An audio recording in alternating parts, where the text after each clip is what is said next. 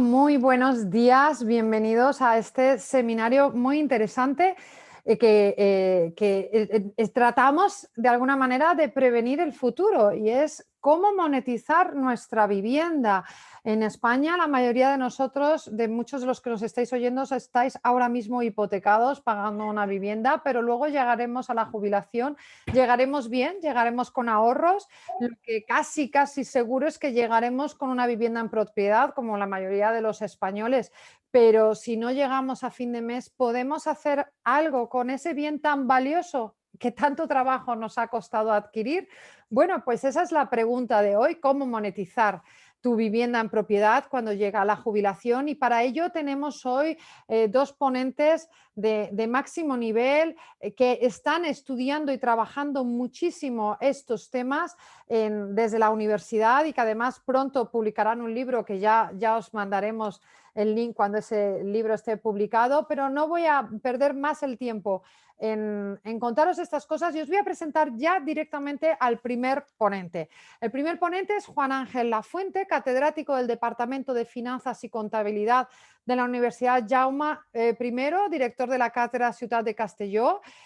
Juan Ángel tiene además un currículum muy extenso que vamos a poneros en el chat, porque así es más fácil que lo leáis todos, doctor en ciencias económicas, empresariales, etcétera, etcétera, etcétera.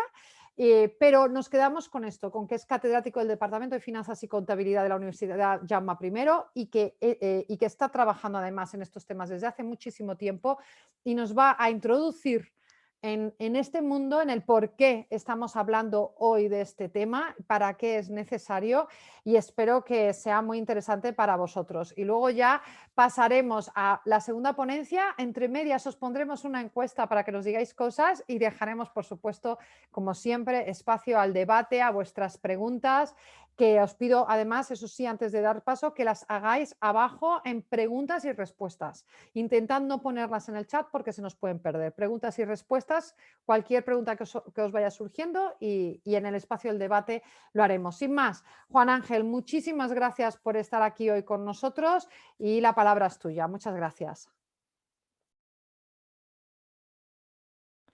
Te tienes que desmutear. Esto es un clásico ya de los Sí. webinars. Ahora. Bueno, ahora sí, me escucháis todos. Buenos días. Muchas gracias, Patricia, por tu amable presentación. Muchas gracias a Sufin y en particular a Patricia Suárez por la invitación para estar aquí hoy. Es desde luego un placer. Y también antes de comenzar, me gustaría enviar un saludo a Miguel Usabel, realmente convocado también a esta charla, pero que por motivos personales pues finalmente no ha podido estar. Así que, Miguel, un saludo desde aquí. Y bueno, pues sin más, efectivamente, voy a hablar en primer lugar, después hablará mi coautor y amigo, compañero, Pedro Serrano. Y yo quería comenzar esta charla pues un poco motivando la razón por la que estamos hoy aquí discutiendo y hablando sobre un problema en particular, ¿no? Y es qué pasará con la generación del baby boom que se incorpore progresivamente a la fase de jubilación. ¿Qué pasará con ellos en el sentido de cuál será su situación esperada de ingresos y gastos, cuál ha sido su forma de ahorro y qué alternativas pueden tener en el caso de que tengan necesidades extras de ingresos?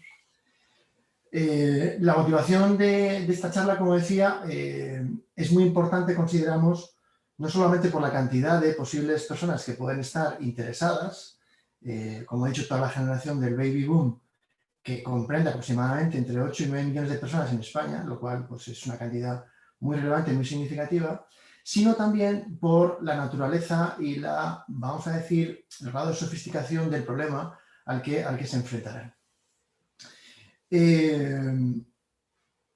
¿Por qué estamos discutiendo aquí hoy? Pues la primera de las razones es porque nos enfrentamos en los países desarrollados cada vez a sociedades más longevas. Eso significa una buena noticia.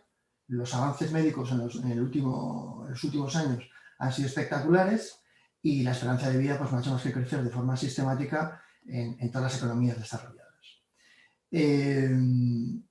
Claro, cuando vivimos más, desde el punto de vista financiero, incrementa la complejidad de los problemas a los que nos enfrentamos, porque permanentemente una persona que planifica su ciclo vital no solamente tiene que tener en cuenta una fotografía, ¿no? Es decir, no solamente le va a preocupar pagar la hipoteca el mes que viene, sino que tiene que estar preocupado de pagar la hipoteca el mes que viene hasta que finalice el crédito hipotecario, pero también tendrá que ir a comprar, le gustará salir por ahí, irse de viaje, etcétera, etcétera, etcétera. Pero en todo ese bloque de decisiones, que lo he dicho adrede así, tendemos a mirar un poco de reojo o como algo anecdótico la jubilación, ¿no? Porque por este sesgo natural que tenemos, ¿no? A pensar de que, bueno, pues, vivimos un poco en unas sociedades que la muerte la dejan un poco de lado, es así, parece que siempre vamos a estar sanos y lozanos y jóvenes, y pues nos preocupa mucho el corto plazo y descuidamos un poco lo que es el largo plazo. Este tipo de sesgos está muy bien referenciado en el libro del Premio Nobel de Economía Richard Thaler, en donde pone de manifiesto que cuando los humanos tenemos que tomar decisiones o ausencias de decisiones, pero el impacto de haber tomado una decisión o de no haberla tomado se produce en el muy largo plazo, pues Richard Thaler pone muchos ejemplos donde nos tendemos a equivocar sistemáticamente. Y una de las cuestiones donde nos equivocamos sistemáticamente es justamente en la planificación del ahorro vital y en la preocupación que debemos de tener ya desde muy jóvenes por lo que nos va a pasar cuando lleguemos a la edad de jubilación. Y un poco resumiendo, por dar algún dato, pensemos que hoy en día la probabilidad de que una persona que nace en España, mujer, alcance la edad de jubilación es prácticamente 1. La probabilidad de que ocurra eso es prácticamente 1. Es un suceso seguro que cualquier mujer llegará a la edad de jubilación. Si nos paramos a pensar en los hombres, baja un poco porque tenemos algo menos de esperanza de vida, pero la probabilidad asciende al 88%. Es decir, estamos en una economía, en una sociedad en donde por longevidad la probabilidad de tener que enfrentarnos a la planificación financiera en la etapa de jubilación pues es un suceso seguro. Y por tanto debemos siempre tenerlo en cuenta, ¿no? Entonces, con ese panorama de 8 o 9 millones de baby boomers que se van a ir incorporando progresivamente a la fase de jubilación, ¿cuál es el escenario? ¿Por qué tenemos la motivación de analizar estas cuestiones? Pues porque pensamos que el escenario probable que se van a enfrentar va a ser de claro desequilibrio entre ingresos y gastos. Y aquí aparece también la idea del riesgo de longevidad. Si voy de vez en cuando a poner ejemplos muy sencillos, ¿no? Cuando a veces nuestros hijos son pequeños y se nos ocurre la idea, ¿no? De que para que planifiquen ellos de pequeños, pues digan, mire, pues durante una temporada te voy a dar una paguita, ¿no? Al mes. Pues claro, el niño sabe perfectamente la cantidad de dinero que tiene y en qué horizonte temporal, en qué ventana tiene que gastarlo. El problema que tenemos en general, cualquier humano, es que cuando nacemos no sabemos exactamente cuándo nos vamos a morir.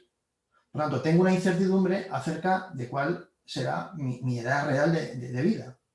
Esto por un lado. Pero claro, por otro lado, también tengo la incertidumbre acerca de cuáles serán mis escenarios de ingresos y gastos en esa vida más longeva. Bueno, pues nosotros lo que decimos es que la probabilidad de que esos baby boomers se enfrenten a tensiones financieras en la etapa de jubilación pues es muy alta. Y en ese sentido reflexionamos sobre dos cuestiones básicas. Primera, ingresos. ¿Cuál es el ingreso fundamental para la mayoría de las personas en la fase de jubilación? El ingreso periódico fundamental viene de la prestación que ha adquirido y que ha consolidado cuando pasa a ser un jubilado. Bueno, pues desde el punto de vista del ingreso por parte de la pensión, la tensión en este momento acerca de la sostenibilidad del sistema español es muy alta. Estamos permanentemente en un debate acerca de reformar las pensiones. Estamos ahora, precisamente también, en un debate permanente sobre cómo reformar el sistema impositivo, que en última instancia es una forma de decir que tengo un problema de gasto agregado en la economía, ¿vale? De gasto social, me refiero de gasto público. Fijémonos que las últimas noticias recientes son un poco desconcertantes en el sentido de que leíamos hace poco que parece que se va a quitar el incentivo a la declaración conjunta. Ahora de repente decimos que no, que parece que eso no se va a quitar. El tema de la reforma de las pensiones, permanentemente oímos mensajes de que se va a hacer esto, pero luego parece que no. El estudio se está retrasando porque es realmente muy complejo. Y en todo esto, bueno, hay muchas más señales, ¿no?, acerca de los problemas de insostenibilidad del sistema de pensiones. Una muy clara es simplemente ver las bases de los cotizantes que entran al sistema de jubilación y las bases de los cotizantes que entran por la parte más baja generacional, ¿no?, alimentando el sistema. Hay muchas señales, no voy a entrar muy en detalle porque también esto ha sido un tema muy tratado y en última instancia no es el objeto fundamental de la discusión que tenemos aquí hoy, pero la idea fundamental es que, oiga, mire usted, por la parte de la pensión, o sea, el escenario probable es que o bien la pensión no va a subir mucho o incluso puede reducirse, o incluso, cuando digo puede reducirse, en el sentido de que no entendamos que de repente va a bajar. Podemos perfectamente entender que se endurecen las condiciones para acceder a una prestación consolidada de pensión como la que tenemos en la actualidad. Entonces, por la parte de los ingresos periódicos vía pensiones,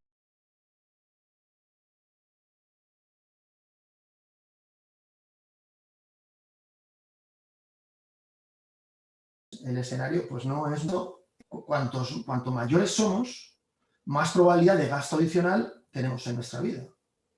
Y en este sentido debemos de pensar que no es lo mismo la fase inicial de entrada a la jubilación, donde básicamente nuestro nivel de salud es relativamente alto todavía, muy alto, no tenemos problemas graves de movilidad, nos apetece mucho salir por ahí, o sea, básicamente un recién jubilado, o sea, le gusta hacer lo mismo que hacía cuando tenía 30 años, digámoslo así, de una forma muy sencilla, ¿vale?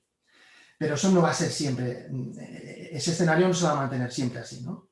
Entonces, bueno, por una serie de analizadores, de indicadores y de estadísticas que observamos, podemos determinar que hay un claro punto de corte, ¿no? Y ese punto de corte está en torno a los 80 años. Dicho de otra forma, más allá de los 80 años, esa lozanía, esas ganas de viajar, esas ganas de salir, todo ese tipo de cuestiones, ¿vale?, van disminuyendo, pero a la vez aumentan las necesidades de gasto asistencial, ¿no? Cuando digo gasto asistencial me refiero a que pues, probablemente tendré más gasto en medicamentos, probablemente también necesitaré más gasto pues porque tendré que estar una persona que me venga a ayudar a casa. Si no puede venir una persona, a lo mejor pueden venir mis hijos, pero en última instancia mis necesidades asistenciales aumentarán y en última instancia mis necesidades de gasto también lo harán. Entonces, en un contexto así, estoy un poco resumiendo el escenario, nosotros prevemos que con una probabilidad muy alta las tensiones de liquidez para esas personas que entran al sistema pues serán relevantes. Entonces, claro, si yo me encuentro con una situación donde con una altísima probabilidad mis gastos empezarán a superar a mis ingresos a partir de una fecha, especialmente, ¿no?, cuando cumplamos los 80 años, ¿qué puedo hacer? Pues la única forma de corregir ese desequilibrio entre ingresos y gastos sería pues, tener una serie de ingresos extras, ¿no? ¿Cómo conseguirlos? Pues para esto simplemente analizamos el patrón de ahorro de esas generaciones del baby boom. Y curiosamente, en esa generación existe una marcada preferencia por adquirir una casa en propiedad. De hecho, en media, esa generación, el 80% de esa generación tiene casa en propiedad, acaba teniendo una casa en propiedad, ¿no?, cuando acaba de pagar su crédito hipotecario. Dicho de otra forma, esa generación pasó de largo pues, por planes de pensiones privados, por inversiones en activos de renta mixta, por cualquier otro tipo de activo y se focalizaron en lo que son los activos inmobiliarios. De tal forma que al final todo el ahorro del ciclo vital acaba materializándose en una casa en propiedad. Una casa en propiedad es por definición un activo ilíquido, aunque la gente piense lo contrario.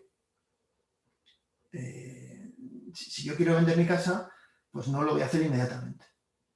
Y ahí, de nuevo, aparecen todas las problemáticas de Richard Thaler, ¿no? Porque es muy curioso, pero no valoramos lo mismo una casa antes de comprarla que cuando ya es nuestra, ¿no? o cuando la gente ya ha empezado a pagar el crédito hipotecario, que piensa que es suya, en el sentido de que, bueno, pues está permanentemente ya viviendo ahí, etcétera, ¿no? Acaba exactamente de ser suyo cuando acaba de pagar el crédito, pero bueno, o sea, en el momento en que entramos a vivir a nuestra casa, ¿no? Y ya llevamos encima ahí unos años, pues tenemos un sesgo humano porque es nuestra casa. Y entonces introducimos una discrepancia entre lo que sería el valor de mercado y el valor que asignamos nosotros objetivamente, lo cual además eso induce pues, un elemento adicional que puede retrasar el transformar en liquidez la casa si es que uno quisiera venderla. Bueno, entonces, en todo este contexto, ¿la idea cuál sería?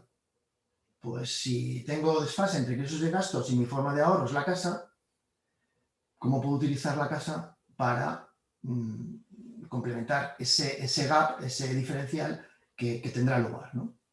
Bueno, pues para hacer esto, tradicionalmente no había ningún tipo de alternativa más que una cosa que todo el mundo entendía y que era muy sencilla. Por ejemplo, pues oiga, voy a vender mi casa y me voy a comprar otra. Más pequeña, pues porque ya no tengo hijos, mis hijos no viven conmigo, somos 2 personas y yo no necesito una casa tan grande como antes. Vendo mi casa grande y con el diferencial del precio de venta entre la casa, digamos, grande y la que me compro ahora que es pequeña, pues sigo viviendo en mi casa y tengo unos ingresos extras, ¿no? Hoy en día ese tipo de soluciones, los nuevos productos permiten, digamos, un abanico mucho mayor, ¿no? Y ese abanico mucho mayor de posibilidades, además también respeta la idea de que en este ejemplo que acabo de poner, pues las personas deciden vender la casa, ¿no? Y todo el abanico de posibilidades que posteriormente el profesor Pedro lo explicará muy en detalle, pues permiten amoldarse con muchos grados de libertad a las preferencias de los consumidores. ¿Y con todo eso qué quiero decir? Lo que quiero decir es que a lo mejor yo no quiero hacer líquida toda la casa. ¿Puedo hacer líquida una parte de la casa? Bueno, pues como veremos, sí. ¿Tengo que renunciar a la propiedad de la casa? Bueno, pues vamos a ver que los nuevos productos financieros también van a permitir que se pueda mantener la propiedad de la casa. En última instancia, y por acabar mi introducción, porque no quiero extenderme mucho, ¿cuáles serían las preguntas fundamentales que un consumidor del baby boom que se encuentra en una fase de jubilación con necesidades de ingresos extra debe hacerse si tiene una casa en propiedad? Pues básicamente hay 4 preguntas que son las que luego, creo, Patricia, ¿no? Vamos a lanzar para que pues la gente nos dé su feedback, pero básicamente esas 4 preguntas son las siguientes, ¿no? Una primera pregunta sería, ¿usted desea vivir en su casa habitual el resto de su vida? ¿Sí o no? Esa es una primera pregunta que tiene que hacerse. Cuando digo esto, o sea, en esa respuesta debe incluir la posibilidad de que, bueno, a lo mejor quiero vivir en esa fase que usted me está contando donde yo soy muy sano, pero a lo mejor cuando ya llegue una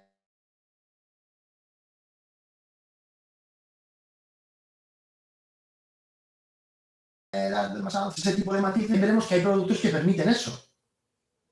O sea, vivir en casa un tiempo indefinido y luego a lo mejor me tengo que trasladar a otro sitio, ¿no? A una residencia, por ejemplo. Entonces es una primera idea fundamental, ¿no? O sea, ¿desea permanecer en su casa? Sí o no.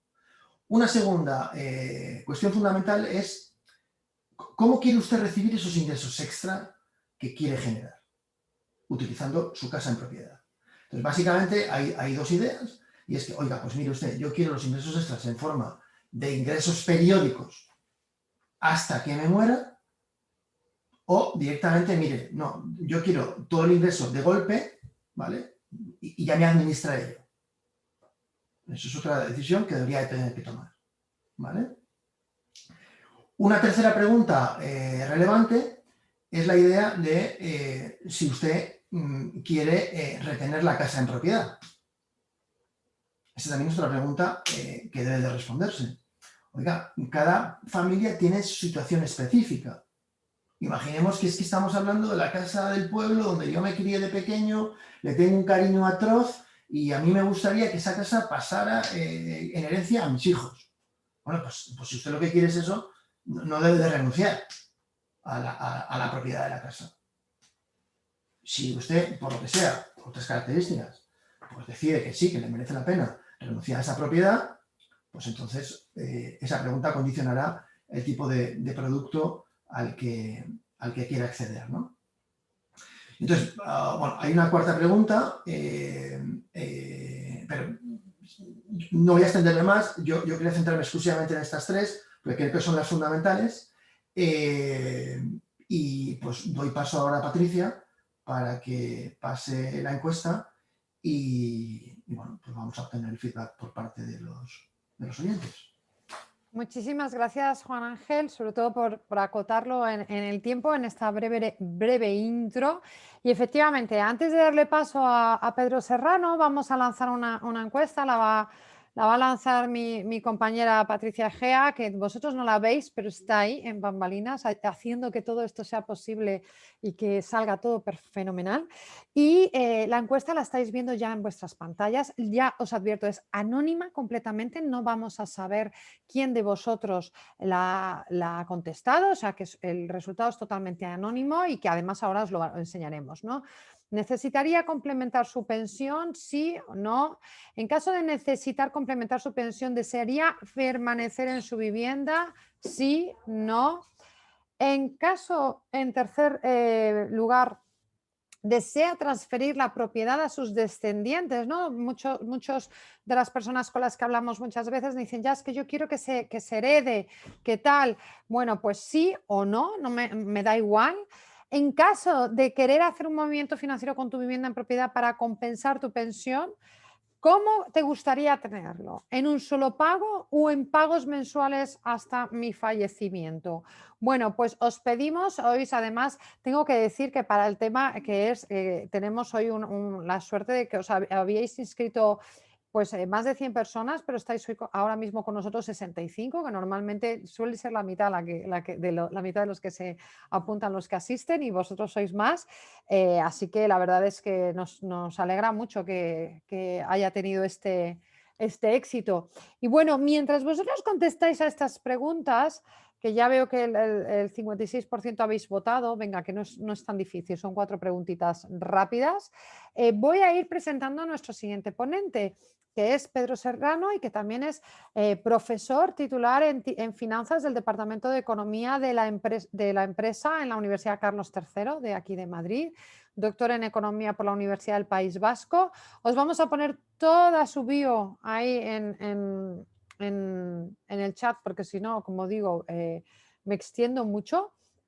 Pero la verdad es que para nosotros, para SOFIN, dentro de este programa de educación digital y financiera que llevamos haciendo ya años, es un honor contar con profesores de la universidad que están trabajando, investigando este tema y que con absoluto rigor y ciencia y que nos puedan además venir a contar estas posibilidades desde un punto de vista pues totalmente neutro y que luego ya pues habrá que ver qué decisiones tomamos cada uno. Yo también, porque yo creo que estoy entre esos 8 o 9 millones de baby boomers por edad y yo también pienso que mis posibilidades de recibir una pensión, bueno, pues como soy mujer, sí que me voy a jubilar, parece, ¿no? En casi el 100% de las opciones, pero ojo, veremos en qué cantidad y cómo se accederá a esa pensión, como bien decías, Juan Ángel.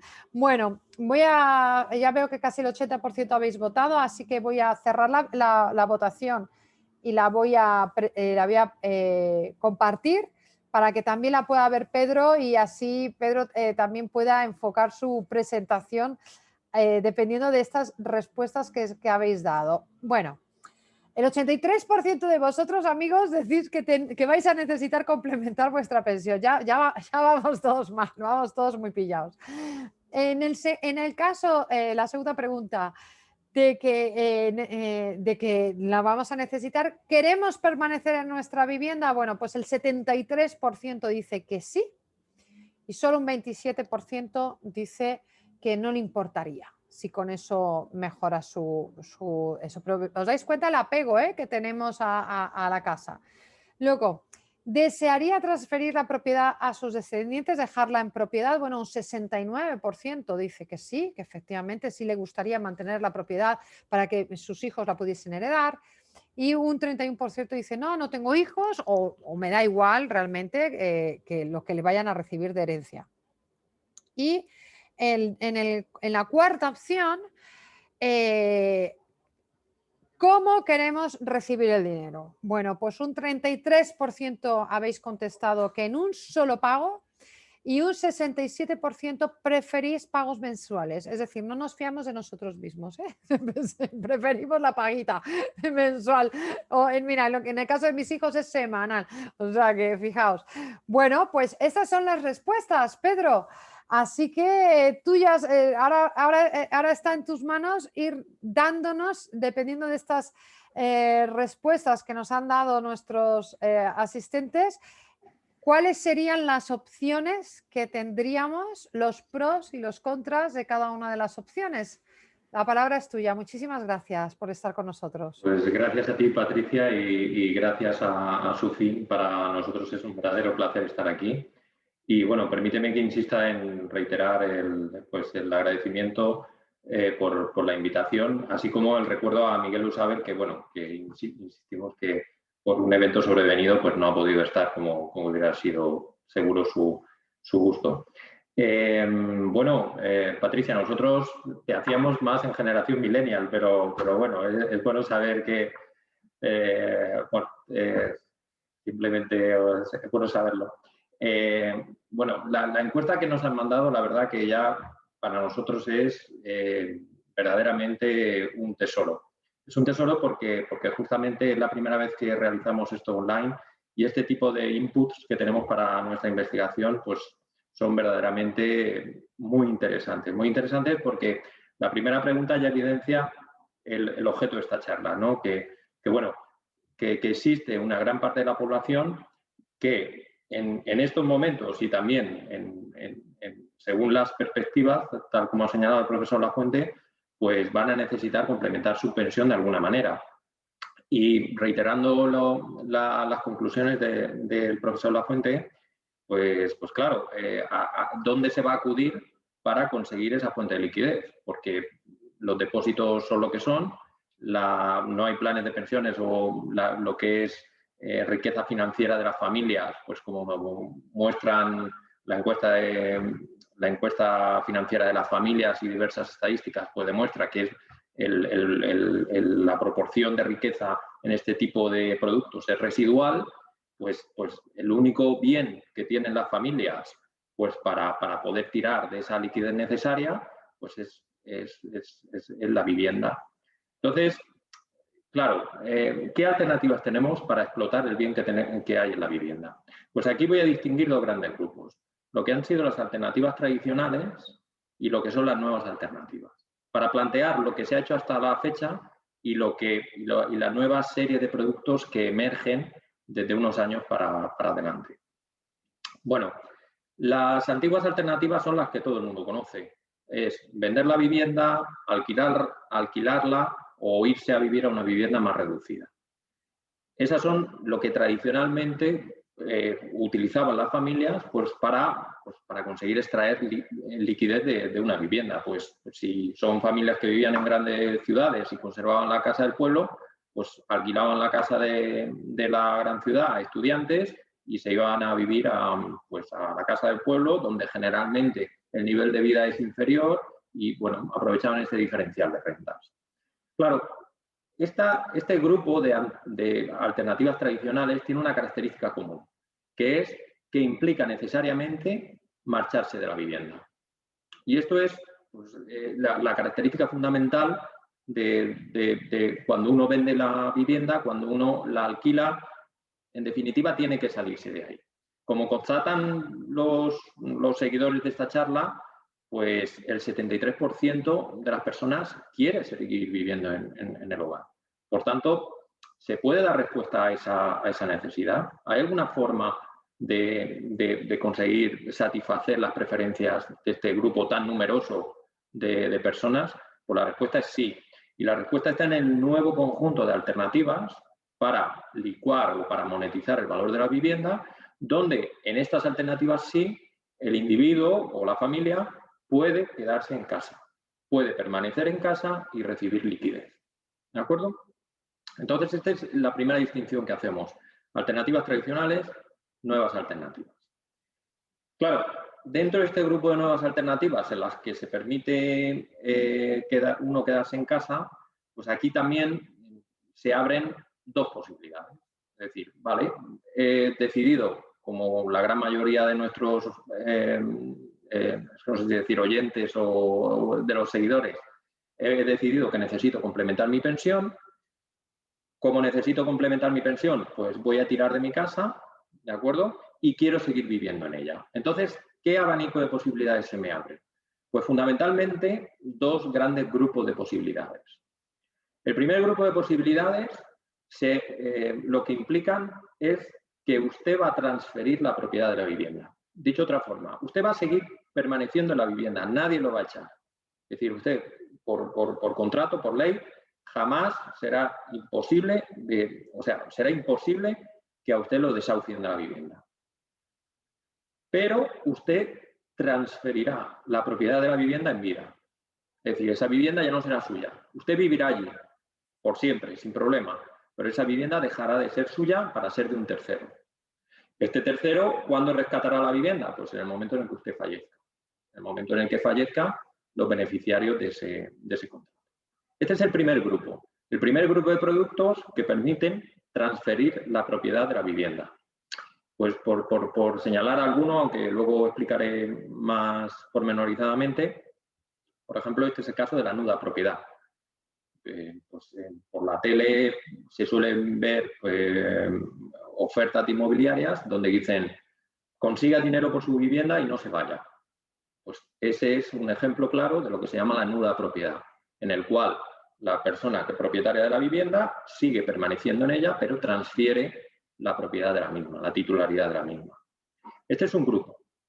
El segundo grupo es el conjunto de productos que permiten mantener la propiedad. Es decir, usted tiene la propiedad y la quiere retener. ¿Por qué? Pues porque quiero, por ejemplo, transmitírsela a mis hijos. Pues porque a mí esto de pasárselo a un tercero, pues me da cierto reparo. Oiga, no hay ningún problema. Existe una familia de productos que le permiten a usted seguir manteniendo la propiedad y recibir financiación por ello. Y además seguir viviendo en ella. Por tanto, dentro de las nuevas alternativas, dos grupos. Transferir la propiedad o retenerla. Entonces, vamos a hablar ya pormenorizadamente cuáles son esos productos. Algunos de ellos ya ustedes los habrán oído y pues vamos a dar 3 o 4 ideas y ¿por qué no? ¿Cuánto dinero se puede obtener de cada uno de ellos? Hablemos de los productos que permiten transferir la propiedad. Dentro de estos productos que permiten transferir la propiedad, nosotros hemos identificado, entre los más importantes son 3. No sé si me ven los dedos, 3. El primero es la nuda propiedad. En la nuda propiedad lo que se hace uso es de lo que se llama un derecho real del propietario. Es decir, cuando nosotros somos propietarios, plenos propietarios de una vivienda, nosotros verdaderamente tenemos 2 derechos. Uno, la titularidad de la misma. Es decir, la vivienda es mía, me pertenece a mí, yo soy el que paga el IBI, yo soy el propietario de la vivienda. Y el segundo derecho, que muchas veces se obvia, es lo que se llama el usufructo. Es decir, la capacidad de uso y disfrute que yo tengo sobre la vivienda. En la nuda propiedad lo que se hace es transferir uno de esos derechos, lo que se llama la nuda propiedad, la titularidad de la vivienda, se transfiere y yo retengo el derecho a utilizarla de por vida. Eso se puede hacer y eso se hace. Entonces, vender en vida una casa y seguir permaneciendo en ella, esto se le llama nuda propiedad y se puede hacer. De hecho, se está haciendo habitualmente. ¿Qué derechos tengo como usufructuario? Pues, bueno, no me voy a explayar mucho sobre ello, pero por usufructuario usted puede permanecer en la vivienda de forma vitalicia hasta su fallecimiento. Es claro que cuando usted fallece, la vivienda ya pasa a la plena propiedad del nudo propietario. Aquí las palabras a lo mejor lían. Usted tiene la plena propiedad, con la plena propiedad dos derechos, la nuda propiedad y el usufructo. Usted lo que vende es la nuda propiedad. Se la transfiere a un tercero que le paga por ello y retiene el usufructo. Ese usufructo, el uso y disfrute es de por vida. De por vida. Y miren si es de por vida ese derecho, que aunque usted se vaya de la casa, dice, mira, me voy a vivir con mis hijos, el usufructo de esa casa, el uso y disfrute, lo sigue reteniendo, de tal forma que usted la puede alquilar. Entonces, claro, aquí ya tiene dos vías de financiación. Una, vender la nuda propiedad. Otra, el alquiler que recibe por si desea alquilar ese usufructo. Insisto, bajo esta figura, la plena propiedad solo se restablece al nudo propietario a la muerte, al fallecimiento de lo que era el antiguo propietario. Ese es el primer producto, nuda propiedad. El segundo producto que nosotros encontramos es lo que se llama la vivienda inversa. Este producto es bastante desconocido, pero está empezando a ser bastante popular. Ahora vamos a explicar por qué. En la vivienda inversa, y aquí entramos en cuestiones de matices, usted vende la plena propiedad de la vivienda, es decir, usted vende la vivienda totalmente, pero inmediatamente en el momento en el que la vende, se firma con usted, en paralelo, un contrato de alquiler vitalicio. Atención, que no es lo mismo que antes. Antes usted había vendido la nuda propiedad y retenía el usufructo. Ahora no. Ahora usted vende la plena propiedad y pasa a ser inquilino de su vivienda. A inquilino vitalicio. Claro, como inquilino vitalicio, en el momento en el que usted diga me voy a vivir con mis hijos, pues usted ha abandonado un alquiler y por tanto ya la propiedad pasa a lo que es el pleno propietario de la misma. Entonces, nos movemos aquí en un terreno en el que, bueno, la idea del seminario, pues bueno, es acercarles estos productos. Obviamente, simplemente que vayan teniendo una idea, una intuición de cómo funcionan, ¿no? Pero básicamente, en estos productos, usted, en el caso de la vivienda inversa, usted vende la propiedad, pero se queda en dicha propiedad como inquilino vitalicio. Y a usted no lo va a echar nadie. No lo va a echar nadie como inquilino vitalicio porque usted tiene ese contrato que le permite seguir allí hasta el fallecimiento. El tercer producto es algo que es un producto que está muy extendido en Francia y es lo que, si hay algún seguidor francés o relacionado con el país galo, es lo que se conoce como el viager.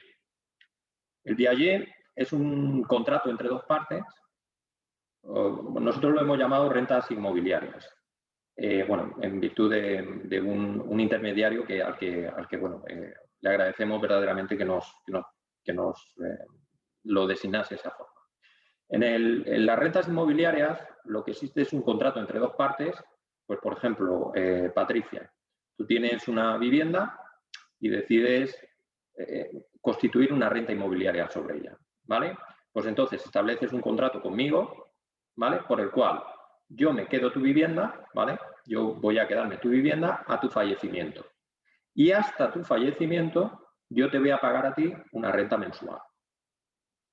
¿De acuerdo? Es decir, tú vas a estar viviendo en tu vivienda, tú eres la que va a usar la vivienda, pero hasta tu fallecimiento seré yo el que mensualmente te esté pagando una renta. Claro, aquí el juego está, ¿dónde tengo yo el beneficio?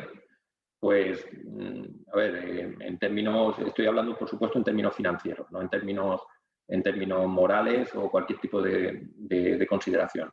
Pues el beneficio mío como inversor en este tipo de productos es, si por desgracia tú falleces de una forma temprana o prematura, pues claro, las rentas que yo te he pagado pues, son inferiores al valor de la vivienda. Por el contrario, si eres una persona que dura, ojalá, 105, 110 o 120 años, pues claro, ahí verdaderamente al que le sale la vivienda cara, por así decirlo, es a mí. Entonces ese es el balance en este tipo de rentas inmobiliarias. Contrato entre dos partes, por el cual una de ellas se queda con la vivienda a cambio de una serie de rentas vitalicias. ¿De acuerdo? Por tanto, aquí resumimos los 3 productos que permiten transferir la propiedad y recibir financiación. Nuda propiedad, vivienda inversa y las rentas inmobiliarias.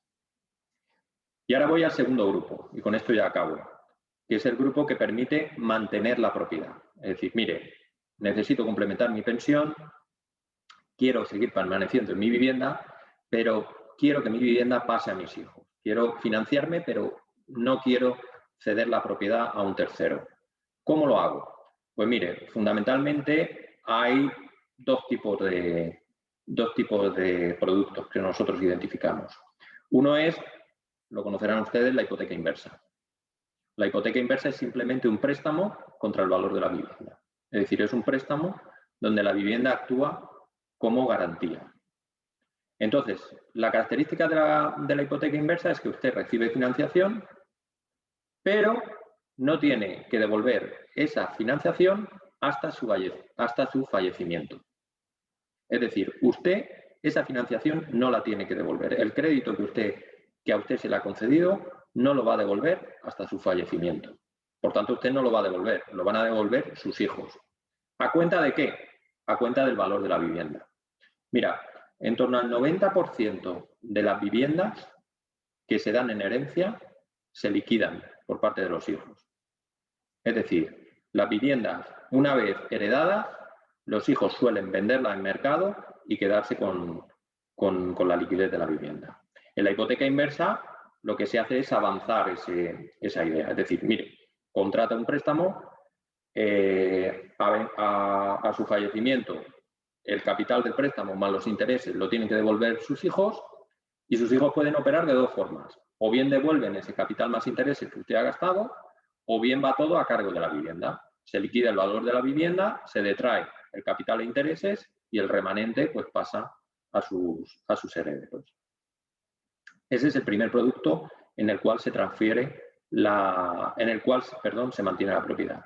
Y por último, y ya con esto acabo, hablamos de la permuta de alquiler. Bueno, este es un producto, entendemos que genuinamente español, porque solo hemos conseguido encontrar un intermediario que se dedica a esto, y el principio pues es bastante sugerente, ¿no? Mire, usted vive en una vivienda y usted necesita necesita una atención médica residencial, pero no se puede permitir esa residencia. No puede permitir pagar esa residencia. Pues bien, pues hay intermediarios financieros que se dedican a: yo le pago a usted la residencia a cambio del alquiler que yo detraiga de su vivienda. La vivienda siempre es suya. Usted siempre es la titular o el titular de la vivienda. Pero yo le pago a usted la residencia y si necesita un poco más, y del dinero que yo le deje, detraigo lo que yo voy a sacar por alquilar su vivienda en mercado. Imaginemos, usted necesita 1.000 euros para la residencia, yo le dejo 1.000 euros, yo alquilo su vivienda en mercado, ¿cuánto saco? 800. Vale, pues esos 200 euros de diferencia, 1.000 menos 800, esos 200, yo se los financio a usted. Esos 200 se van acumulando hasta que usted fallece y cuando usted fallece, pues entonces me pongo en contacto con los herederos y les planteo las alternativas. Una alternativa, que los herederos me devuelvan el montante de la deuda. Otra alternativa, que los herederos me sigan dejando la explotación del alquiler hasta que complemente lo que se adeuda. Otra alternativa, si quieren los herederos, se liquida la vivienda y a mí se me devuelve lo que he prestado. Es decir, es una alternativa bastante flexible. Por tanto, y en conclusión, y por cerrar, las nuevas alternativas se distinguen de las anteriores o de las tradicionales en que el individuo la familia puede seguir permaneciendo en la vivienda y dentro de las nuevas alternativas, pues el individuo tiene que elegir en si transfiere o si retiene la propiedad. Y en función de cada grupo, pues se abre un abanico de posibilidades diferentes que espero bueno, que todo esto haya servido para aclarar, o por lo menos para introducir a los que nos siguen sobre estos productos. Fenomenal. Pues muchísimas gracias, Pedro. Yo estoy aquí tomando apuntes, ¿eh? No sé si lo veis, estoy tomando apuntes y voy a intentar resumir un poco, pero voy a dar paso también a las preguntas. Yo ya tengo preguntas, pero voy a dar primero paso a las preguntas de los que nos escuchan. Entonces, por un lado tenemos si transfieres la propiedad, la nuda propiedad, la vivienda inversa y el viaje o rentas inmobiliarias. Cada una tendrá sus pros y sus contras, que eso es algo en lo que tú no has entrado y que me temo que nuestros oyentes quieren saber cuáles son los pros y los contras y ahora entraremos.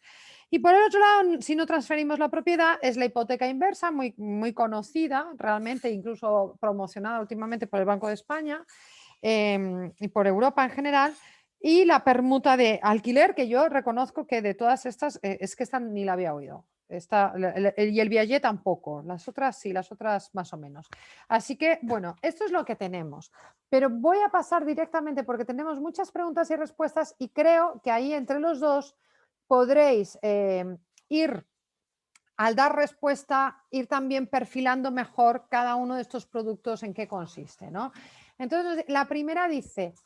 En caso de vender la vivienda, pero mantener el derecho a vivir en ella, si fallezco antes de pagar la deuda, ¿mis hijos heredan la deuda? Bueno, pues esto, diría un gallego, depende, porque depende del producto elegido. Ahí os doy paso para que respondáis, ¿no? ¿En qué casos los hijos heredan la deuda y en qué casos no? A ver, vamos a ver. Si usted vende la vivienda en vida, es decir, usted transfiere la propiedad, ahí no se genera deuda, al revés, usted lo que recibe es dinero. Es decir, si usted opta, por ejemplo, por la nuda propiedad, olvídese, ahí no hay deuda, ahí lo que tiene usted es liquidez. Otra cosa es que usted se plantee cómo va a recibir esa liquidez, si la quiere recibir vía rentas o la quiere recibir de un golpe, pero ahí no se genera deuda. Por tanto, en la nuda propiedad, en la vivienda inversa, en las rentas inmobiliarias, ahí no se genera ningún tipo de deuda. Otra cosa es que usted desee retener la propiedad, como nos está diciendo, y entonces se genera una deuda. Hablemos de, por ejemplo, la hipoteca inversa. Pues en la hipoteca inversa, ahí verdaderamente es un préstamo como toda la vida, donde la vivienda actúa como colateral, como garantía. Entonces, ahí la característica de la hipoteca inversa es que usted no va a devolver nada porque esa devolución del préstamo se activa cuando usted fallece. Entonces, son los hijos los que tienen que restituirla. Entonces, ¿qué es lo que se hace hoy en día para constituir las hipotecas inversas? Se parte de un tipo de préstamo en porcentaje de valor de la vivienda bajo, por ejemplo, vamos a suponer un 30%, de tal forma que, en consonancia con su expectativa de vida, cuando usted fallezca, el valor que tenga que devolver al banco en cuestión o al intermediario sea el 60% del valor total de la vivienda. Es decir, a usted le van a dar una parte del valor de la vivienda en préstamo, de tal forma, ya se calcula, de tal forma que a su fallecimiento usted se espere que tenga que devolver entre el 60 y el 70% del valor de la vivienda. Es decir, que a sus hijos o a sus herederos le quede en torno al 40-30% del valor de la vivienda como remanente. ¿Vale? Por tanto, ¿se transfiere deuda a los hijos? Sí. Lo que pasa que ya Pero se transfiere deuda en realidad solamente en los casos en los que se ha optado por mantener la propiedad. En los casos en los que has vendido ya no. Efectivamente, eso es. Efectivamente, así es. Eso es. Vale, y ahí además vamos a enganchar con la siguiente pregunta que dice, si ya he negociado con el banco recibir la cuantía de forma mensual, ¿puedo cambiar la forma y solicitar que me haga un pago único por el importe restante? Yo entiendo que esta es la opción, estamos hablando aquí de la hipoteca inversa, en el que yo ya he pedido un préstamo al banco en realidad y lo he decidido hacer en este caso de forma mensual, pero nos dice, pero ¿y si quiero cambiar a recibir pago único? ¿Qué sucede? Claro, vamos a ver, ¿por qué surge la hipoteca inversa? La hipoteca inversa surge por la falta de financiación que tenían las personas en la tercera edad. Yo recuerdo una vez mis abuelos que por unas cuestiones de liquidez en la familia se acercaron a solicitar un préstamo. Entonces, el vencimiento del préstamo era cortísimo, a cortísimo plazo y con un tipo de interés muy alto. Claro, devolver un préstamo en la tercera edad cuando necesitas más recursos, es decir, lo que estás haciendo es justamente lo contrario, de traer muchos recursos. Entonces, aparece la hipoteca inversa justamente con este condicionante, es decir, mire, usted no tiene que devolver nada porque hasta vencimiento no se devuelve los tipos de interés y el capital. Entonces serán otros, en este caso. Pero te lo estás gastando de tu propia propiedad. O sea, si tú estás ahí arañando de tu propia propiedad. Efectivamente, Sí, efectivamente. Ese es un punto, Pedro, si me permites un matiz, que denota también un poco la forma que tenemos los españoles de pensar, ¿no? Y es esta relación moral tan intensa, ¿no?, que se genera con los hijos y que está muy bien, por supuesto, como yo soy padre también, evidentemente, pero que nos deja de fuera la perspectiva de que la casa en propiedad es el fruto del ahorro de la generación de la que estamos hablando, no de la posterior, que son los hijos. Evidentemente, cuanto mejor pueda ser a tus hijos, pues evidentemente es un deseo que todos tenemos, pero que... a ver, ¿cómo decir esto? Sí, pero no es que estás utilizando dinero que de tus hijos, estás utilizando tu dinero, tu ahorro, además, muchas de veces forma parcial. Los padres prefieren que sus hijos les ayuden y les complementen y les transfieran una parte mensual para complementar a donde ellos no llegan, a cambio de que cuando ellos se mueran dejaran esa herencia. Pero en realidad la operación es la misma, o sea, o te lo da el banco o te lo dan tus hijos. Exacto, sí, es decir, conceptualmente es lo mismo. La cuestión es que el de la generación previa, los baby boomers, necesitan liquidez y lo que estás haciendo es simplemente hacer líquido una parte de tu ahorro. Cuando llega el vencimiento del contrato porque tú has fallecido, pues simplemente se ve cómo está la situación, ¿no? Como decía además el profesor Pedro Serrano, que muchas veces eso desmitifica, ¿no?, el tema emocional. O sea, hay una intensidad brutal por dejar la casa en herencia y los agentes de mercado que nos dicen, el 90% de la gente, cuando hereda, en un año ha vendido la casa. Sí, totalmente. Claro, porque en última instancia... ya los demás ya tenemos nuestra casa hipotecada. Claro. ¿no? Y al final lo que más libertad genera de decisión es el dinero líquido. Claro. Pues hasta donde tú quieras, ¿no? Siguiente pregunta, para que veas cómo sí que lo de los hijos Perdona, Pedro, que te he interrumpido. es muy importante. La engancho con la siguiente pregunta. Dice, entiendo que yo puedo vivir en mi vivienda y no podrán desahuciarme, pero si mis hijos viven junto con su familia, conmigo, ¿les permitirán siguiendo si yo cedo la propiedad? Bueno, yo aquí avanzo que yo creo que en todas las opciones que tú nos has dado es uso de por vida, alquiler vitalicio, hasta el fallecimiento. Es decir, yo creo que la respuesta es no. Cuando tú te mueras, tus hijos, aunque vivan contigo, ya no pueden estar ahí. Creo, pero a ver, ¿qué me decís? Claro, aquí es importante analizar el punto de vista del que invierte sobre su vivienda. Es decir, si usted tiene la vivienda en propiedad y usted cede la nuda propiedad y retiene el usufructo, claro, el que compra esa vivienda la compra para un tiempo esperado. Entonces, ese tiempo esperado, que es el tiempo esperado en el que espera volver a recuperar la plena propiedad de la vivienda, hacerse cargo de toda la vivienda en conjunto y no mantener al usufructuario allí, claro, el valor que a usted le va a transferir de dinero, el valor que le va a pagar por esa nuda propiedad, siempre está en relación del tiempo de la gente que vaya a permanecer dentro de esa vivienda. Es decir, no es lo mismo una nuda propiedad con 60 años que con 80. Efectivamente. Entonces, si usted me dice, mire, yo quiero que mis hijos se mantengan aquí viviendo por vida. ¿Qué edad tiene su hijo? Pues mi hijo tiene 60 años. Pues se puede hacer una nuda propiedad por 60 años. Ahora, ¿cuál es el inconveniente? Pues que usted va a recibir mucho menos por el valor de su vivienda. Claro. O sea, por poder se puede hacer, pero, digámoslo claro, una persona de 80 años no va a recibir la misma financiación que recibe una persona de 60. ¿Por qué? Pues porque la esperanza de vida de una persona de 60 años es mucho mayor que la de una de 80. Esto Entonces, claro, es parecido para que nuestros espectadores lo vean cuando te sacas un seguro de vida. No es lo mismo sacarte un seguro de vida con 20 años que con 80. efectivamente. No es lo mismo mi seguro de vida que voy andando al trabajo que el de Fernando Alonso, que se la juega todas las semanas en una Fórmula 1. Efectivamente. Entonces, ahí es donde está el...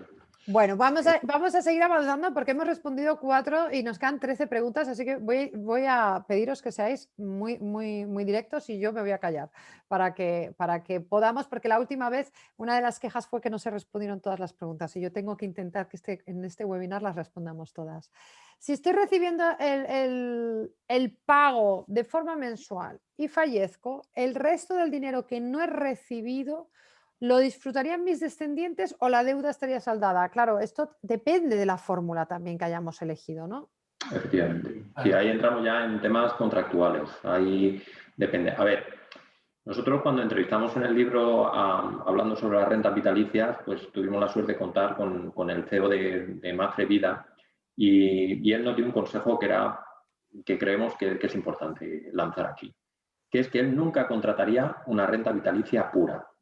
Es decir, yo nunca contrataría una renta vitalicia en la cual a mi fallecimiento mis herederos no perciban nada o no puedan rescatar nada. ¿Por qué? Porque existe una posibilidad de lo que se llama fallecimiento prematuro. En el fallecimiento prematuro, claro, si usted por lo que sea pues da una hipoteca, realiza una hipoteca inversa y después monta una renta vitalicia con lo que ha obtenido, una renta vitalicia pura, ¿qué ocurre si usted por causas sobrevenidas fallece al año después? Pues que el problema de contratar una renta vitalicia pura es que sus hijos no van a recibir nada. Por tanto, siempre que contrate un producto en el cual, vía monetizando la vivienda, vía depositando usted un dinero, siempre que contrate un producto de rentas vitalicias, intente cubrir ese riesgo de muerte prematura mediante una cláusula por la cual, en caso de, sus hijos perciban un determinado valor. Por tanto, esto se hace y esas cláusulas existen, pero insisto, es muy difícil darle una respuesta detallada a su caso concreto porque habría que ir a las especificidades de ese contrato. Siguiente, Cristina Ruiz nos dice, pero en la vivienda inversa entiendo que aunque usted dice que es arrendatario no se paga renta, ¿no? Sí, esto ha generado... yo los apuntes que tengo es que vendemos la plena propiedad y recibimos un alquiler vitalicio, ¿correcto? A ver, explícanos un poco mejor sí, para intentar... bueno, esto es aquí en España, bueno, vivienda inversa la hace fundamentalmente una SOCIMI y bueno, cuando tuvimos diálogos con ellos, que nos explicaron su producto, el producto Almagro, la SOCIMI Almagro, pues les preguntamos cómo lo articulaban, ¿no? Entonces ellos, el producto lo articulan de la siguiente manera. Usted tiene una vivienda, pongamos 300.000 euros, pues entonces, en función de su edad, de su expectativa de vida, a usted le damos una parte del valor de la vivienda, pongamos 70-80% del valor de la vivienda, y lo que hacemos es consolidamos una bolsa, es decir, hacemos una bolsa que se llama una bolsa de alquiler, pongamos de 50.000 euros. De tal forma que todos los meses esta empresa, este intermediario, va extrayendo de esa bolsa de 50.000 euros el alquiler.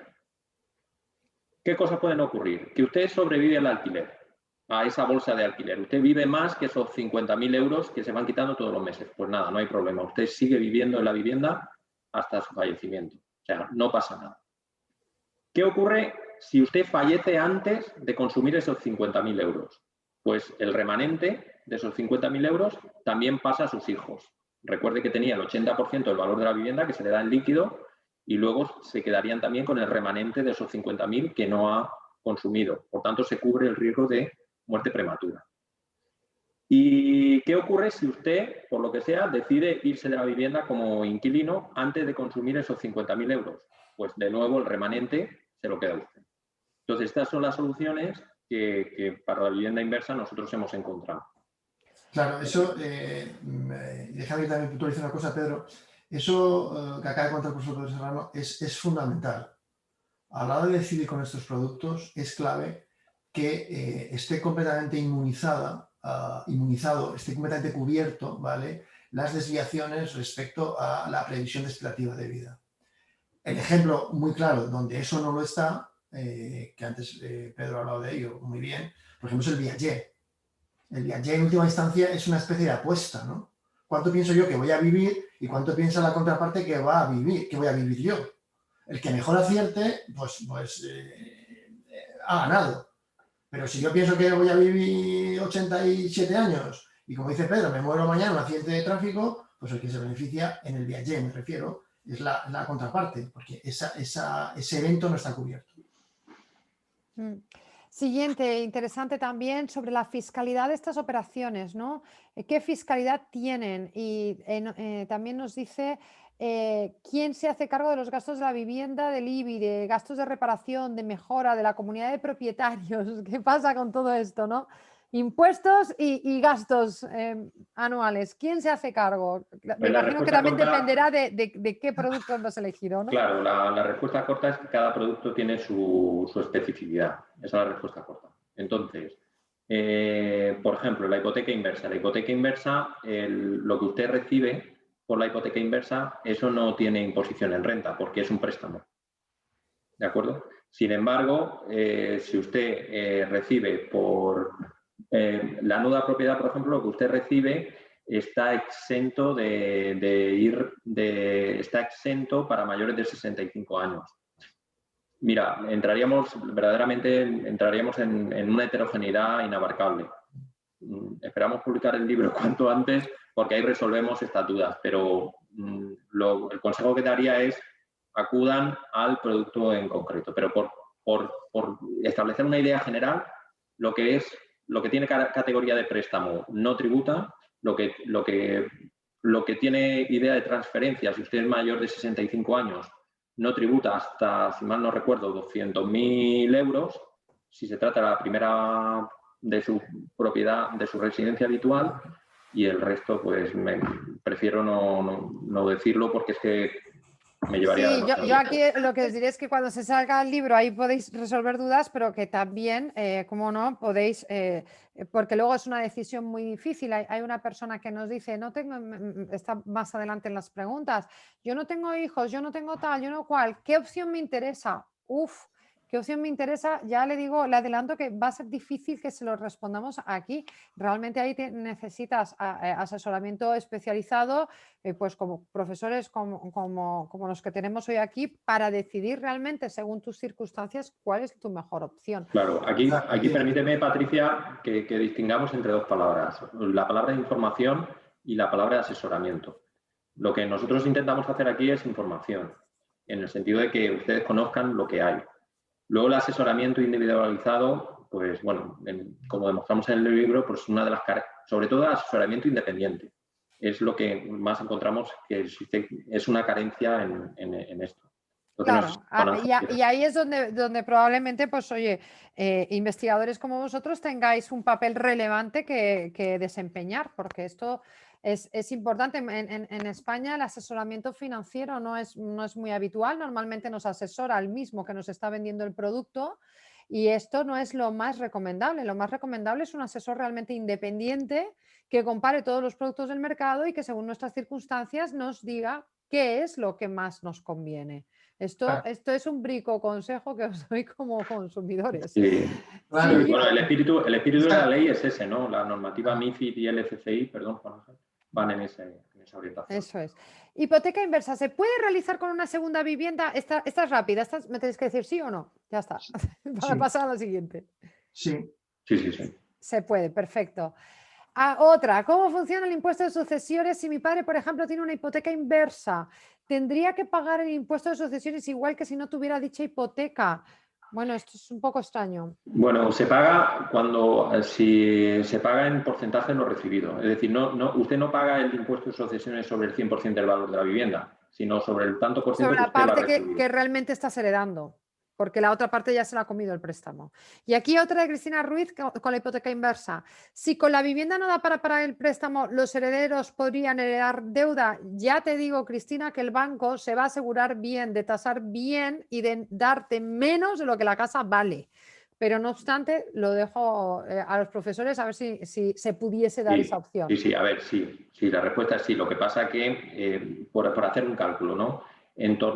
Por hipoteca inversa usted va a recibir, en términos de préstamo, en torno al 20-40% del valor de su vivienda.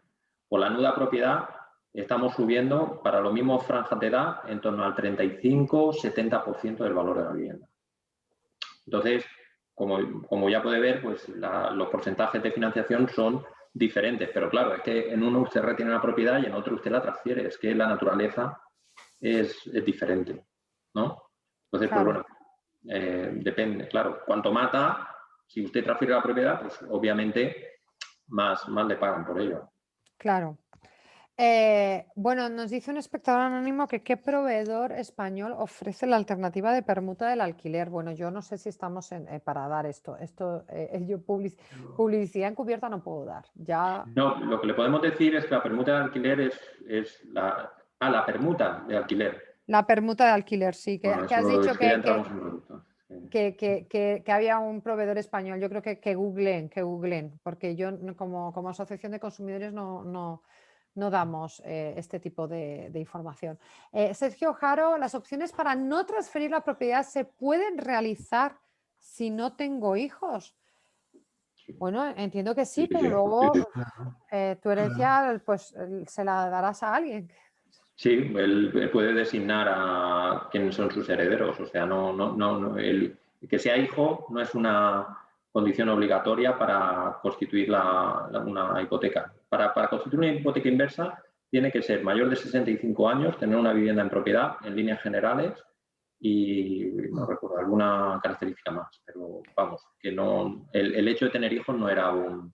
Mira, muy interesante esta pregunta de Ginés Rodríguez. Mi pregunta es, ¿qué pasa cuando los dos, cuando son dos titulares de la vivienda, como por ejemplo un matrimonio, si fallece uno, ¿qué pasa con el otro? Buena pregunta. En el contrato siempre se especifica para aquel que tiene mayor esperanza de vida. Es decir, se calcula. Es decir, si usted hace una nuda propiedad, siempre le van a dar una cantidad ligada a la persona que tiene mayor esperanza de vida. Porque, dicho de otra manera, usted va a percibir... A las mujeres nos sale más caro que a los hombres, claramente. A las mujeres les sale más caro que a los hombres, sí. Claro. A las mujeres les sale más caro en el sentido de que perciben... No necesariamente más caro, sino simplemente que tienes más esperanza de vida, básicamente. En general, las mujeres tenemos más esperanza de vida. Hay más viudas que viudos, siento deciros. La contraparte es que viven más, o sea, disfrutan más de la vida. Claro. Y también es verdad que habitualmente en nuestra cultura las mujeres nos casamos con hombres mayores que nosotras, en general. Bueno, sí. No sé si he contestado, ¿no? Al final. Sí, hemos contestado, sí. El contrato se hace con el de más edad y luego simplemente el usufructo se retiene hasta el fallecimiento de los dos, porque los titulares son los dos. Independientemente de quién fallezca antes. Exacto. Carmen Durich, en el último caso, que es la permuta de alquiler, ¿quién decide el valor de la renta de alquiler de la vivienda? Pues si el valor es muy bajo, siempre saldrá ganando el banco o la persona que lo haga. Claro. Claro, déjame responder a esa pregunta. Esta pregunta enlaza con el fundamento clave de estos productos, ¿no? O sea, el fundamento técnico clave de estos productos. Estos productos lo que quieren es cubrir el riesgo de longevidad. Es decir, oiga, yo no sé cuándo me voy a morir, pero a mí lo que me gustaría es que con independencia de cuándo me muera, yo esté cubierto con mis necesidades de ingresos extra. ¿De acuerdo? Esa es la idea fundamental de estos productos. Claro, detrás de esta idea de cobertura hay dos elementos fundamentales. Uno, cómo tasamos el activo colateral, que es la casa, que es un elemento clave. Aquí, como decíamos antes, va a jugar un papel fundamental el hecho de que, de acuerdo a la normativa MiFID actual, que diferencia entre información de producto, comercialización del producto y asesoramiento del producto, haya un bloque de expertos independientes neutrales, sin conflicto de intereses entre las partes, que hagan valoraciones que sean acordes entre ambas partes, ¿no? Entonces, efectivamente, o sea, eso es una cuestión abierta. ¿Quién tasa esa cuestión? ¿Quién da valor al activo? Pues es una cuestión abierta, que el día de mañana el regulador tiene que preocuparse mucho de este aspecto para garantizar, repito, que el asesoramiento independiente pues ofrezca Porque una posibilidad de para acuerdo vosotros entre ambas partes, ¿no? todos estos productos que hemos hablado son instrumentos financieros bajo el paraguas de MiFID. No todos, No, ¿no? no, Contra la no, nueva no, no, propiedad, no, no. no son, no digo que sean productos Ah, vale, bajo el vale, paraguas. vale, Lo perdón. que digo es que sí, en el espíritu de la normativa MiFID, esa es Sí, se distingue entre la que esto. tiene Vale, que vale, vale. premiar. No, es que estaba yo ya poniéndole el paraguas a todo esto y no, claro, no lo veía. No. En el espíritu de la normativa MiFID será clave que para el desarrollo del mercado de sus productos pues haya asesores realmente independientes, de verdad, como decía Patricia, de que no tenga ningún conflicto de intereses, no Exacto, sea una subcontrata del banco el que está dando la tasación, ¿vale? Porque es un elemento clave para determinar el acuerdo del contrato. claro. Y el otro, y detrás de esa valoración, pues está un poco también la expectativa de vida estimada por parte de ambos elementos en el contrato, ¿no? Vale, nos dice otro espectador que dónde se pueden contratar todos estos productos. Bueno, aquí hay que meterse en Google. Desde luego nosotros desde Asufin, si en algún momento tenéis interés por este tipo de opciones, pues os atenderemos, pero lógicamente ya os digo que será un asesoramiento ya más personalizado y con una figura independiente, pero ahora mismo así pues no tiene mucho sentido. Teófilo Gascón es asociado nuestro. Hola Teófilo, me alegro que estés por aquí. Y nos dice que, claro, él tiene también una situación complicada. Soy jubilado y soy propietario único, pero tengo hipotecada la vivienda y además la tengo judicializada contra el banco que me la dio. ¿Tengo opciones de conseguir uno de estos productos? Vamos a ver, esto ocurre como en cualquier vivienda normal. Cuanta más cargas tenga la vivienda, mayor descuento se produce en el bien. Exacto. Entonces, Menos dinero claro, te van a dar en suma. efectivamente. Si a usted le corresponde por vivienda, por nuda propiedad o vivienda inversa, el 80% del valor de la vivienda, y tiene estas cargas, pues probablemente se reduzca. Entonces, no sabría decirle ya, dependería de sus circunstancias personales. Muy bien. Elena Turnes, que nos ha hecho ya varias preguntas y nos dice que Pero vamos, en es una cualquier pregunta caso, muy pues, interesante. Sí, perdón. Perdón, Juan sí, Ángel. no, que quería matizar que en cualquier caso, sí, en cualquier caso, intuyo que en esa situación particular que usted comenta, habrá cierta aversión por parte de los intermediarios a hacer un producto de esta naturaleza. Pero bueno, depende al final y enlazando con la idea de Juan Ángel, depende de la categoría del bien. Si lo que me está diciendo que es un piso en Plaza España o Y claro, en también la el Puerta nivel del de la Sol. hipoteca. Si tu piso cuesta 200.000 euros y la hipoteca que estamos hablando son 50, bueno, pues hay margen. Pero si tienes una hipoteca de Es que 180.000, pues ya no hay margen, me temo. Claro. Y esto es permíteme simplemente que generalice esta idea, ¿no? La vivienda es un bien muy heterogéneo. Incluso en un mismo bloque, una vivienda está en un tercero no vale igual que una del segundo o que una del quinto. Luego, las circunstancias de una persona cuando ya está en la última etapa de su vida, acumula que si los hijos, que si desavenencias entre ellos, que si problemas de herencia o de que durante la vida le dio a uno más o a otro menos. Quiero decir, estamos entrando a un terreno donde el detalle importa. Entonces, claro, nosotros desde aquí podemos dar respuestas generales para trazar direcciones, ¿no? Pero entrar ya en más.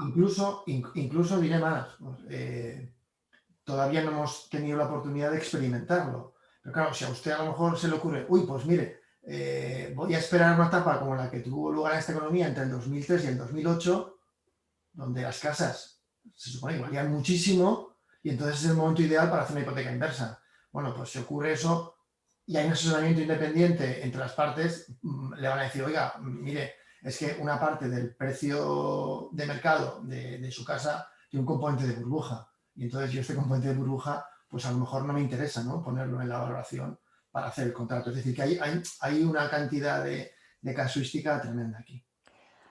Otra pregunta muy interesante de Elena Turnes. ¿Estos productos son válidos para cualquier tipo de vivienda o tienen que ser viviendas con un valor mínimo? Y yo le añadiría a esta pregunta, pero me parece interesante, o en un lugar concreto, porque yo sí que he observado que no toda vivienda es interesante para el inversor o el banco que vaya a poner, ¿no?, su producto aquí. Bueno, aquí ya entramos en un problema de mercado. El mercado ahora mismo que es bastante estrecho. Y el mercado está fundamentalmente centralizado ahora mismo, en este momento, en grandes ciudades, que es donde empiezan las ideas. Es que al final las grandes ideas empiezan en los centros y se difunden al extrarradio.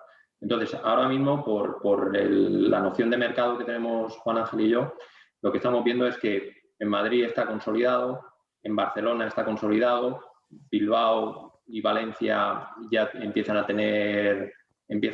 experimentar mucha más actividad, pero insisto, la actividad ahora mismo está sobre todo centrada pues, en propiedades con un valor importante, ya sea estratégico o, en definitiva, está empezando. Claro. A los pueblos y a otro ambiente más periférico, honestamente no tenemos noticias de que haya llegado.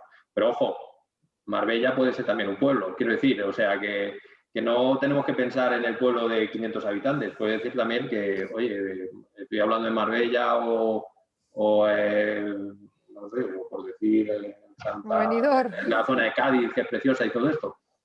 No sabría decir. Claro, también hay que decir que a priori, o sea, como principio general, claro, endógenamente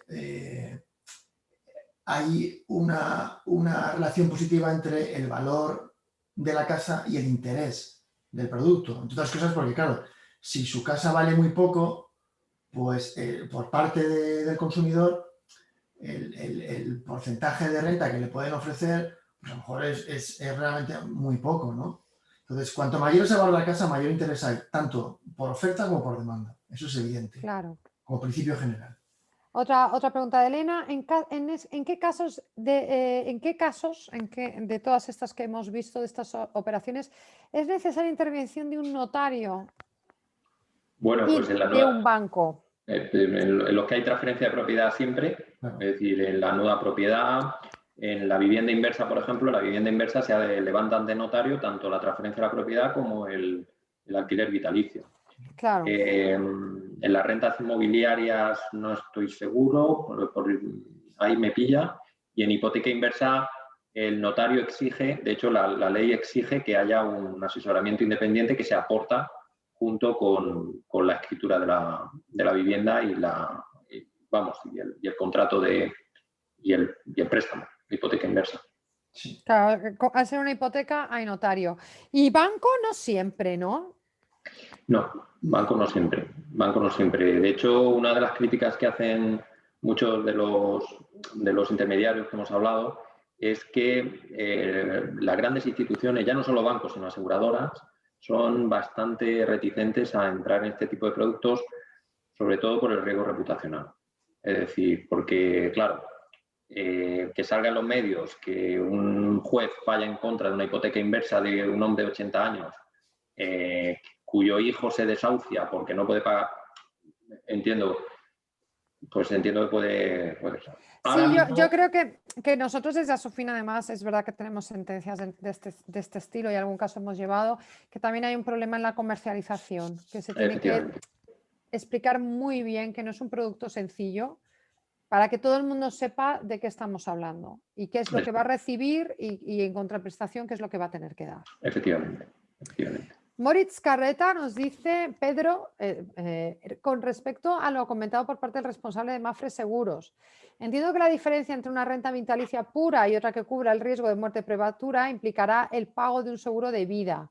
Puedo imaginar que contratar un seguro de vida con más de 70 años es bastante caro y quizás se come una parte importante de la renta vitalicia. Al final, como siempre, hay que hacer los números concretos en cada caso. En este caso, la renta vitalicia pura puede ser una necesidad más que una voluntad. Gracias por todas las soluciones planteadas, que me parecen todas muy interesantes. Bueno, era más un comentario que una pregunta. Pero no es correcto, no es correcto el comentario. Quiero decir, le agradezco la aportación. No, no, necesariamente no. Usted, por ejemplo, va a constituir una renta vitalicia de 100.000 euros, por ejemplo, con prima única. La variación de rescatar más o menos lo que afecta es lo que usted cobra al mes. Es decir, si usted aporta 100.000, pues puede recibir, si es renta vitalicia pura, me estoy inventando, 500 euros todos los meses. O si quiere renta vitalicia más luego un determinado rescate en caso de fallecimiento prematuro, pues en lugar de recibir 500 euros todos los meses, recibiría 300.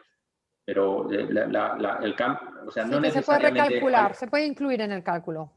Sí, no implica contratación de otro seguro, sino que está dentro de la propia producto, permite esa flexibilidad. Ana Saiz, es la última pregunta que tenemos. Está bien, porque habíamos dicho que como límite 1,5 son 1,23, o sea que vamos bien. Mira, ya no dejo entrar ni una más, acaba de entrar otra. No dejo entrar ni una más. Pero bueno, Ana Saiz, ¿cómo están los intereses de la hipoteca inversa? Tengo entendido que son muy altos, la valoración de la casa es a mercado. Bueno, efectivamente, la hipoteca inversa, bueno, yo creo que los intereses ahora mismo no sé cómo están, pero es más cara una hipoteca inversa que una hipoteca normal. Eso sí que es verdad. O sea, quiero decir, yo al banco ahora mismo se están pagando tipos fijos del 1, 1,5 y sin embargo la hipoteca inversa, no sé, a lo mejor está al 3 o al 4, no lo recuerdo, no lo he visto. Bueno, efectivamente, como dice, gracias por la pregunta, como dice Patricia, en estos momentos donde el mercado está muy poco desarrollado, efectivamente hay una prima y un diferencial en los costes que se están aplicando hipotecas inversas respecto a lo que son hipotecas normales. Pero eso también tiene que ver con el hecho de que en sí es un mercado poco desarrollado, ¿no? En un mercado poco desarrollado hay pocos competidores. Entonces, si hay muy pocos intermediarios financieros que están dispuestos a que se les transfiera el riesgo de la calidad, ¿de acuerdo? Pues claro, esos intermediarios en esa posición de poca competencia que tienen, pues tendrán incentivos a cobrar un extra de rentabilidad. Esa es la situación. La verdad es que la expectativa es que si el mercado se acaba desarrollando profundamente, en la medida en que entren más competidores al mercado, por una cuestión de lógica, de teoría económica, los precios se ajustarán a la baja en términos del tipo de interés implícito que hay en las operaciones. Claro. Pero a día de hoy sí, hay un diferencial. Por completar la información de Juan Ángel, ahora mismo están los tipos de hipoteca inversa están en torno a un 5 o 6%. 5 o 6%. Pero claro, frente a una hipoteca normal están más caros, pero frente a un préstamo a la tercera edad para el mismo periodo, ¿cómo están? Están más baratos, efectivamente. Los préstamos personales de entrada son 8 o 9%, pero también, como bien dices, depende de la edad. Entonces, nos podemos encontrar con préstamos personales a lo mejor del 12, del 15%. Sí, sí. Efectivamente. Y luego sí que es cierto que la hipoteca inversa, si uno mira los préstamos el tipo en Reino Unido, que es donde están más bajos, pues sí están en torno a un 2, 2,5%. El de hipoteca inversa, no el de hipoteca normal. Entonces, pues bueno, ese 2% extra explica las fricciones que ha dicho Juan Ángel. Bueno, ahora nos dice, mira, Ricardo Orgaz y Yolanda Rodríguez van en la misma dirección, son 2 preguntas y ya una última de Elena, una última pregunta me pone. A ver, dice, volviendo a mi anterior pregunta de dónde se pueden contratar estos productos, no me refiero tanto a que me den nombres en concreto, sino que me aclaren si tengo que ir a una aseguradora, a un banco, a una agencia específica, es decir, dónde empezar a buscar realmente este tipo de productos, ¿no?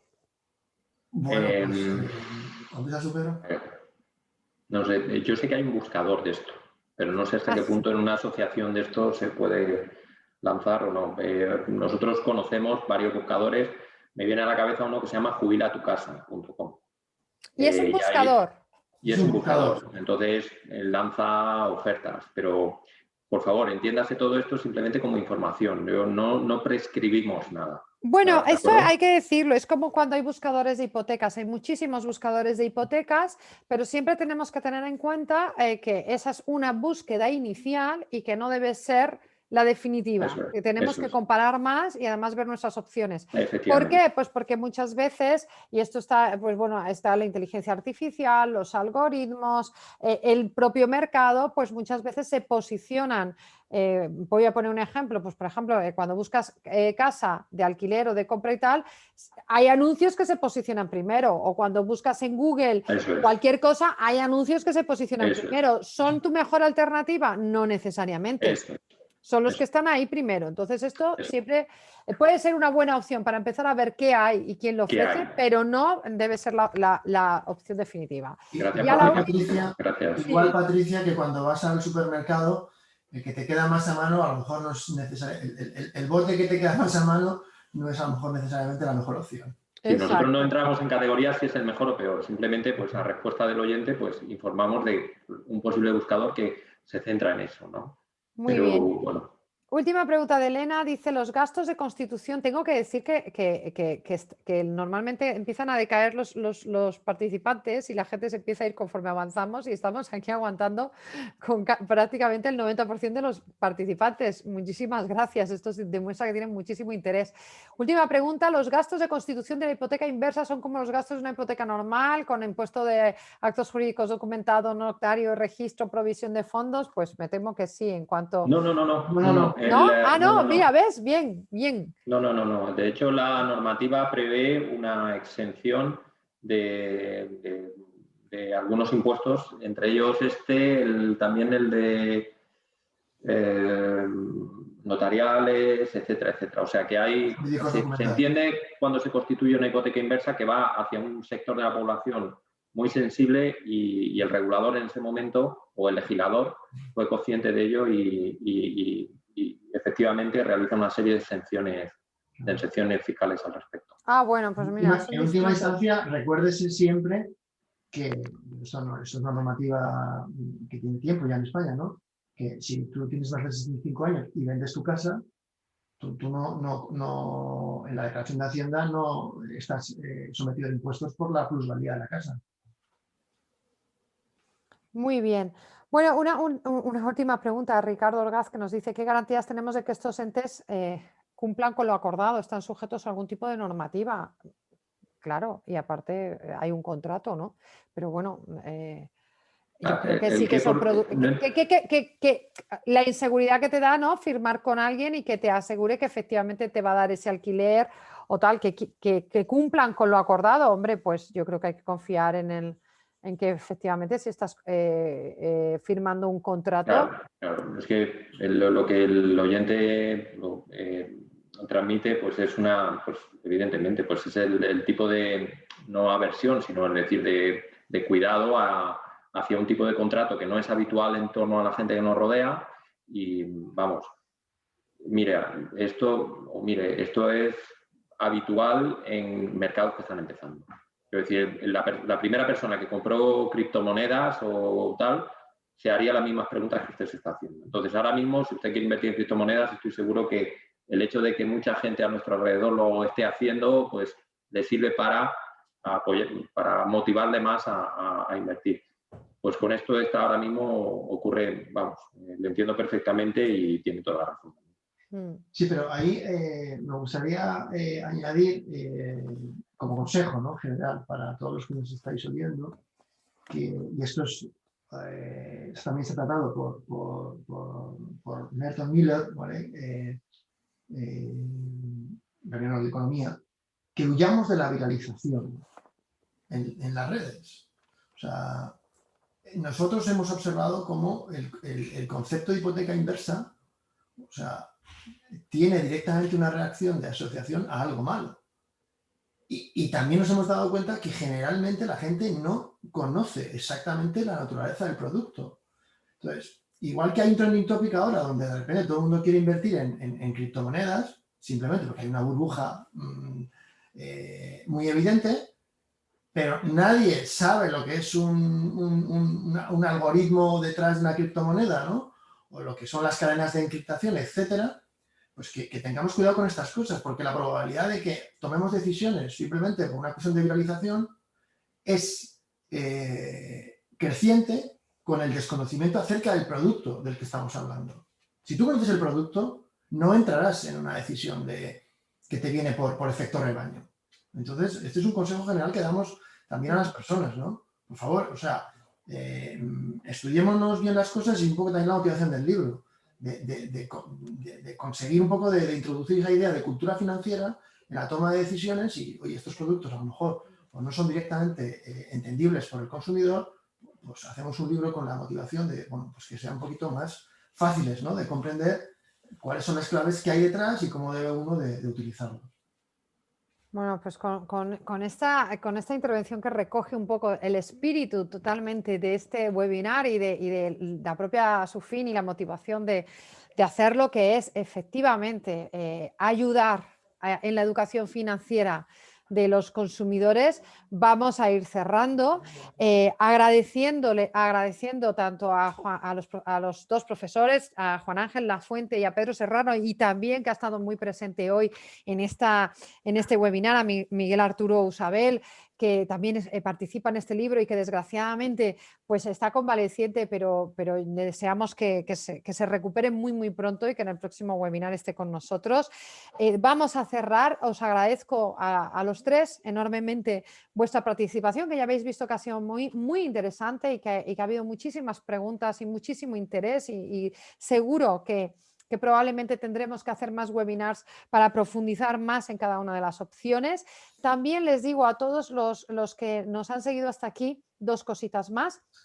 Y es que tenemos una agenda de webinars en Asufin, que tenéis el link en el chat, la agenda de Asufin, y que precisamente el martes que viene hablaremos del boom de las criptomonedas y su fiscalidad, porque también desde Asufin llevamos ya 3 meses, este será el tercer webinar que hacemos de criptomonedas, porque todo el mundo está metiéndose aquí, pero nadie sabe realmente dónde se está metiendo. Y entonces nosotros desde la asociación queremos que al menos tengáis claves para tomar las decisiones más adecuadas a vuestra situación personal. Ese es en primer lugar. Y en segundo lugar os tengo que pedir, mira, ya os sale ahí el enlace al próximo webinar por si queréis inscribiros, el de las criptomonedas, por si tenéis dos opciones, pensar en monetizar vuestra vivienda o de aquí a que te jubiles, invertir en bitcoins y quién sabe qué pasa. Bueno, esto, poca broma con la criptomoneda, pero bueno, la segunda cosa... Sí, perdona, Juan déjeme Ángel. hacer la puntualización, como está grabado, por confusión, el premio Nobel que trata la viralización es Robert Schiller, y me ha salido Merton Miller, no me digáis por qué, pero es Bueno. Robert Schiller. Vale, perdona. Muy bien, muy bien. Y luego lo último también ya es que al finalizar esta sesión os va a aparecer una breve encuesta de satisfacción que la vais a poder resolver muy, muy rápido y que nos ayudará a mejorar en las futuras sesiones. El cuestionario es totalmente anónimo, pero mirad, por ejemplo, una de las quejas en las anteriores, que era que no respondíamos a todas las preguntas, pues esta vez lo hemos diseñado de tal manera que hemos conseguido responder a todas las preguntas, hemos mejorado. Pues eso, ¿qué os ha faltado en ese webinar? Pues en este webinar os agradeceremos que nos lo digáis, y también si lo hemos hecho bien, pues también os lo agradecemos porque nos animáis a seguir haciendo más webinars. Y aquí lo dejamos, 1:35, llevamos ya aquí 1:35 hablando de la licuación. De nuevo, muchísimas gracias a Juan Ángel, a Pedro, los profesores, también a Patricia Gea, que está ahí detrás y que hace posible que estos webinars salgan así de bien, a todos los participantes que nos habéis escuchado, y os esperamos en el siguiente webinar. Muchísimas gracias a todos, un fuerte abrazo y mucha salud, que nos hace falta. Que, amigos, tengo que deciros, perdonadme el eslogan, pero el toque, el estado de alarma ha acabado, pero el virus sigue ahí fuera, como el expediente X. Cuidaos mucho y muchísima salud a todos. Igualmente.